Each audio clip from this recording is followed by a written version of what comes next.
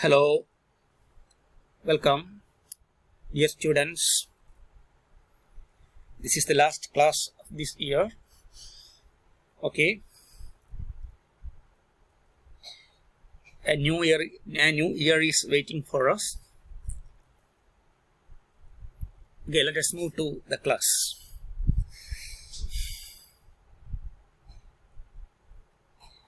In 1980, a practical need for funds launched him into a new enterprise. He thought of writing a book about the universe. In 1980, Hawking decided to write a book to raise funds. In his mind, he had some daring and innovative questions. He was also a very divergent thinker. Okay.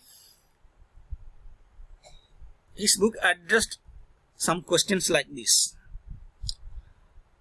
Where does universe come from? എവിടുന്നാണ് ഈ പ്രപഞ്ചം ഉണ്ടായത്? Is the universe infinite or does it have any boundaries? Is there a beginning of time? Could time run back? A number of such questions were into his mind. പ്രപഞ്ചം എവിടുന്നുണ്ടായി? ഇത് infinite ആണോ, അനന്തമാണോ, അതോ ഇതിന് അതിരുകളുണ്ടോ? എങ്കിൽ അതിരുകൾ എവിടെയാണ്? സമയത്തിനൊരു ആരംഭമുണ്ടോ, തുടക്കമുണ്ടോ? സമയത്തെ പിന്നിലോട്ട് സഞ്ചരിപ്പിക്കാൻ സാധിക്കുമോ? ടൈം ട്രാവൽ എന്നും നമ്മൾ വളരെ പോപ്പുലറായിട്ട് വളരെയധികം ചർച്ച ചെയ്യുന്നൊരു ആശയം, ഒരു സങ്കല്പം ഈ ചോദ്യത്തിലുണ്ട്. A number of such questions came into his mind. അത്തരം കുറെ ചോദ്യങ്ങൾ അദ്ദേഹത്തിന്റെ മനസ്സിലേക്ക് കയറി വരുന്നുണ്ട്. അത്തരം ചോദ്യങ്ങളാണ് അദ്ദേഹം ആ പുസ്തകത്തിലൂടെ ചർച്ച ചെയ്യാൻ ആഗ്രഹിച്ചത്. It was to raise fund, also to express his ideas, thoughts, divergent thinking, innovative and daring questions in front of the world. He wants to present his thoughts, divergent thinking,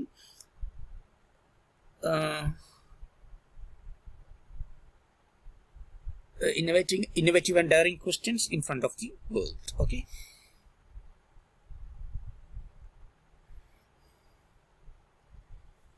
He completed the first draft in 1984. While the revision process was going on, he made a trip to Switzerland. Then he was down with pneumonia. He completed the draft of the book in 1984, but he made a blunder. Sometimes I think it's a blunder. He made a visit to Switzerland during that time. വളരെ ശാരീരിക അവശതയുള്ള ഒരാൾ ഇത്ര തണുപ്പുള്ള ഒരു സ്ഥലത്തേക്ക് പോകേണ്ട കാര്യം ഉണ്ടായിരുന്നില്ല ശരിക്കത്.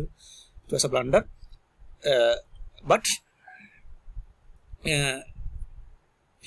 he made a visit, maybe for relief,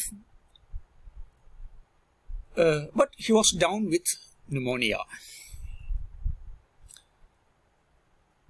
Another critical stage. Doctors gave a choice as to whether a tracheotomy operation, which would remove his windpipe, should be conducted or not. With grave misgivings, Jane consented. For survival, doctors has to conduct a tracheotomy operation, which eventually remove the windpipe of Stephen Hawking. അപ്പോൾ ഈ ഓപ്പറേഷനിൽ വിൻപൈപ്പ് എടുത്തു നീക്കിയാൽ മാത്രമേ survive ചെയ്യാൻ പറ്റുള്ളൂ എന്നൊരവസ്ഥ വന്നു അദ്ദേഹത്തിൻ്റെ. തികച്ചും ദുഃഖത്തോടു കൂടി അദ്ദേഹത്തിന്റെ വൈഫ് ജെയിൻ അതിന് സമ്മതം കൊടുക്കുകയും ചെയ്തു. The future looked very bleak, Jane remarked. Jain ആ സമയത്ത് പറയുന്നത് future looked very colorless, hopeless, etc. Hawking could no longer breathe through his mouth and nose, but only through a permanent opening made in his throat. ഹോക്കിങ്ങിന് പിന്നീട് വായിലൂടെയും മൂക്കിലൂടെയും ശ്വസിക്കാൻ സാധിക്കില്ല. ഒരു operation ചെയ്യുമ്പോൾ throttle ഉണ്ടാക്കിയ ഒരു ഹോളിൽ കൂടിയാണ് പിന്നീട് അദ്ദേഹത്തിന്റെ ശ്വസനമൊക്കെ നടക്കുന്നത്. സംസാരശേഷി ഇല്ലാതാവും പൂർണ്ണമായിട്ടും. പിന്നെ ഞാൻ ഒരു കാര്യം വിട്ടുപോയത് ടെക്സ്റ്റിലില്ല. ഇതിൽ വളരെ ഒരു പാരഡോക്സിക്കൽ അല്ലെങ്കിൽ വളരെ കോൺട്രാഡിക്ടറി എന്ന് തോന്നിക്കുന്ന ഒരു കാര്യം, ഹോക്കിംഗ് മരിക്കുന്നതിന് ഏതാനും വർഷങ്ങൾക്ക് മുമ്പ് Jain divorced Hawking. They were divorced, maybe with mutual consent. Okay, രണ്ടുപേരും വിവാഹമോചിതരായി. ഹോക്കിംഗ് മരിക്കുമ്പോൾ ജെയിനും ഹോക്കിങ്ങും വിവാഹമോചിതരായിരുന്നു. അത് ഈ ടെക്സ്റ്റിലില്ലാത്തൊരു അഡീഷണൽ ഇൻഫർമേഷൻ ആണ്. ഓക്കെ, അപ്പോൾ എന്തായാലും അദ്ദേഹത്തിന് Switzerland visit made a serious impact in his life. He had to underwent a major operation which removed his windpipe. He was no longer able to breathe through his mouth and nose, but only through a permanent opening made in his throat. Okay. He was still too weak and ill to continue his research. Voltos, a computer expert in California, sent him a program he had developed called the Equalizer, which allowed Hawking to select words from the screen. Hawking's physical conditions were deteriorating, getting weakened. അദ്ദേഹത്തിന്റെ ശാരീരിക അവസ്ഥ വളരെ ദുർബലപ്പെട്ടുകൊണ്ടിരിക്കുകയായിരുന്നു. റിസർച്ചും എഴുത്തൊക്കെ തുടരാൻ പറ്റുമോ എന്നുള്ള ശങ്കയിൽ നിൽക്കുന്ന സമയത്ത് വോൾട്ടോസ് എന്ന് പറയുന്ന ഒരു കാലിഫോർണിയക്കാരൻ അദ്ദേഹത്തിന് വേണ്ടി സോഫ്റ്റ്വെയർ ഒരു പ്രോഗ്രാം ഡെവലപ്പ് ചെയ്യുന്നു. ആ പ്രോഗ്രാമിൽ സ്റ്റീഫൻ ഹോക്കിങ്ങിന് വാക്കുകളെ സെലക്ട് ചെയ്യാൻ പറ്റും, സ്ക്രീനിൽ നിന്ന് സെലക്ട് ചെയ്യാൻ പറ്റുന്ന ഒരു രീതിയിലേക്ക് ഒരു പ്രോഗ്രാം അദ്ദേഹം ഡെവലപ്പ് ചെയ്യുന്നു. പിന്നെ അതിന് പുറമെ Stephen Hawking was an indomitable spirit. അദ്ദേഹം വളരെ തോൽക്കാൻ തയ്യാറല്ലാത്ത ഒരു മനുഷ്യനായിരുന്നു. അതാണ് പ്രധാനപ്പെട്ട കാര്യം. ഈ റിസർച്ച് തുടരാൻ പറ്റുമോ, പുസ്തകം തുടരാൻ പറ്റുമോ എന്നുള്ള ഘട്ടത്തിൽ പോലും, അല്ലെങ്കിൽ ശാരീരിക അവശത ഇത്രയും മൂർച്ഛിച്ചു നിൽക്കുന്ന സമയത്ത് പോലും he could write the book, he could complete his research and became a great personality, a charismatic personality in the last century. Sorry, not last century, in this century. With the support of his student Brian Witt, A Brief History of Time was published in 1988. This is a monumental work or masterpiece, History of Time, A Brief History of Time. അദ്ദേഹത്തിന്റെ ഏറ്റവും masterpiece, ഏറ്റവും പ്രധാനപ്പെട്ട പുസ്തകം എന്ന് പറയുന്ന A Brief History of Time 1988 publish ചെയ്തു. September 2005 saw the release of an abridged version of the original book, which addressed new issues that had risen due to further scientific achievements. അദ്ദേഹം അത് bridge ചെയ്ത് ചെറുതാക്കി കൂടുതൽ വിവരങ്ങൾ, അന്നത്തെ science പല മാറ്റങ്ങൾ ഉൾക്കൊണ്ടിട്ട് 2005 വേറൊരു പുസ്തകം കൂടി, വേറെ ഒന്നുമില്ല അതേ പുസ്തകം തന്നെ ഒന്ന് പുതുക്കി ഇറക്കുന്നുണ്ട് 2005. 1988 കാലമല്ലല്ലോ 2005. ലോകം കുറെ മാറി, കുറെ കണ്ടുപിടുത്തങ്ങൾ വന്നു. അപ്പോൾ അദ്ദേഹം എന്ത് ചെയ്യുന്ന വെച്ചാൽ ആ മാറ്റങ്ങളൊക്കെ ഉൾക്കൊണ്ട് ഈ 1988 ബുക്കിനെ കുറെ കൂടി ചുരുക്കി, എന്നാൽ 2005 സയൻസിലുണ്ടായ മാറ്റങ്ങളൊക്കെ ഉൾക്കൊണ്ട് വേറൊരു പുസ്തകം, അതേ പുസ്തകത്തിന്റെ വേറൊരു പതിപ്പും കൂടി ഇറക്കുന്നുണ്ട്. അതിൽ അതേ പുസ്തകത്തിന്റെ വേറൊരു വേർഷനും കൂടി അദ്ദേഹം ഇറക്കുന്നുണ്ട്. അതായത് 88 അദ്ദേഹത്തിന് പറയാൻ പറ്റാത്ത കുറെ കാര്യങ്ങൾ, അല്ലെങ്കിൽ അദ്ദേഹം എക്സ്പ്ലെയിൻ ചെയ്യാൻ പറ്റാത്ത കാര്യങ്ങൾ എക്സ്പ്ലെയിൻ ചെയ്ത് 2005 A brief history of time ഒരു പുതിയ രീതിയിൽ അദ്ദേഹം അവതരിപ്പിക്കുന്നുണ്ട്.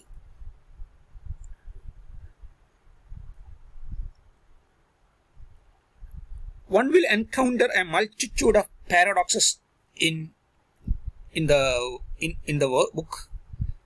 The book was a great success. There was a multitude of paradoxes. കൂട്ടം പാരഡോക്സുകൾ എന്ന് പറയുന്നത് ഒറ്റ നോട്ടത്തിൽ അത് എന്താ പറയുക, വിഡ്ഢിത്തരാണെന്നോ എന്താ സംബന്ധമാണെന്നൊക്കെ തോന്നും. പക്ഷേ only A close observation reveals the validity of thought.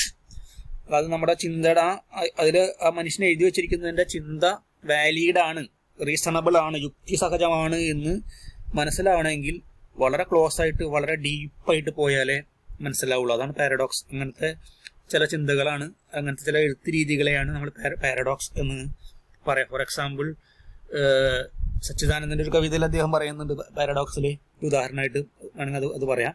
ഇന്ത്യയിലെ അമ്മമാരെ നിങ്ങൾ ഇനി പ്രസവിക്കണ്ട. അതിൻ്റെ അർത്ഥം ഇന്ത്യൻ ഗവൺമെൻറ് അല്ലെങ്കിൽ ഏതൊരു ഗവൺമെൻറ് അല്ലെങ്കിൽ ഒരു ഇന്ത്യയിൽ പ്രസവം നിരോധിച്ചിട്ടുണ്ടെന്നല്ല. അതിൻ്റെ അർത്ഥം ഇന്ത്യയിലെ ചില കലാപങ്ങളും അതിൽ ആളുകൾ കൊല്ലപ്പെടുന്നതും കണ്ടിട്ട് ദുഃഖിച്ചിട്ട് അദ്ദേഹം എഴുതുന്നതാണ്, ഇങ്ങനെ മക്കൾ കൊല്ലപ്പെടാനാണെങ്കിൽ നിങ്ങൾ പ്രസവിക്കണ്ട എന്ന് എഴുതുന്നതാണ്, അല്ലാതെ പ്രസവിക്കണ്ട എന്നല്ല അർത്ഥം. അങ്ങനത്തെ കുറേ സ്റ്റേറ്റ്മെൻറ്റുകൾ അതിനകത്ത് ഉണ്ട് എന്നാണ് പറയുന്നത്. ഏതിൽ? ഈ A brief history of time എന്ന പുസ്തകത്തിൽ. ഒറ്റ നോട്ടത്തിൽ അസംബന്ധമാണ്, ഭ്രാന്താണ് എന്നൊക്കെ തോന്നിക്കുന്ന ചില സ്റ്റേറ്റ്മെൻറ്റ്, പക്ഷേ നമ്മൾ കൂടുതൽ ആഴത്തിൽ ഇൻഡെപ്തിൽ അതിലേക്ക് കടന്നു ചെന്നാൽ it is an amazing text എന്ന് തോന്നിക്കുന്നതാണ് പാരഡോക്സിന്റെ പ്രത്യേകത. The book was a great success. ആ പുസ്തകം വളരെ വിജയകരമായി. Stephen became world famous. Then he wrote a few another books. പിന്നീട് കുറച്ച് പുസ്തകം കൂടി അദ്ദേഹം എഴുതി.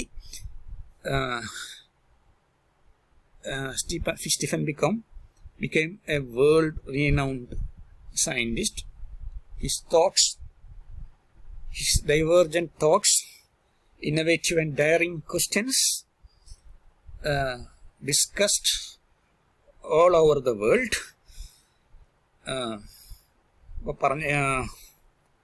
Okay.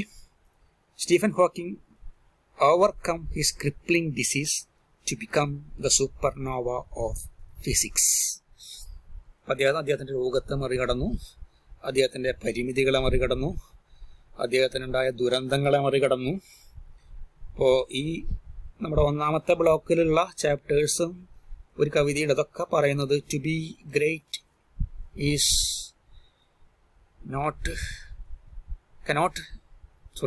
to be great means to suffer, to struggle and attain the goal. Then you have to suffer, you have to struggle, you have to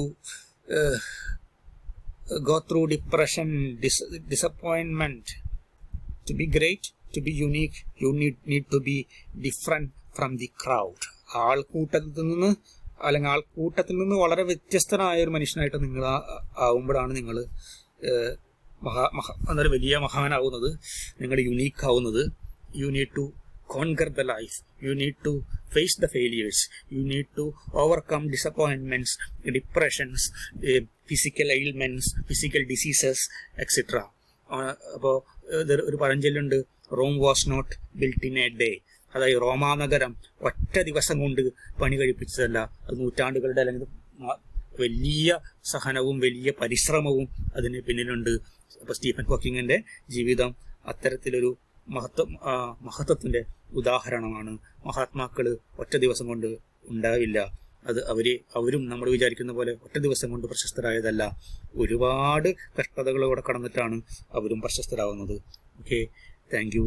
എല്ലാവർക്കും സമാധാനപൂർണവും ഐശ്വര്യപൂർണവും പ്രതീക്ഷാ നിർഭരവുമായ കോവിഡൊക്കെ കഴിഞ്ഞ് നല്ലൊരു ലോകം, നമുക്ക് കൂടുതൽ സന്തോഷിക്കാവുന്നൊരു ലോകം ഉണ്ടാവട്ടെ എന്ന് ഈ പുതുവത്സരത്തിൽ ആശംസിക്കുന്നു. Thank you. Have A nice day. C you again.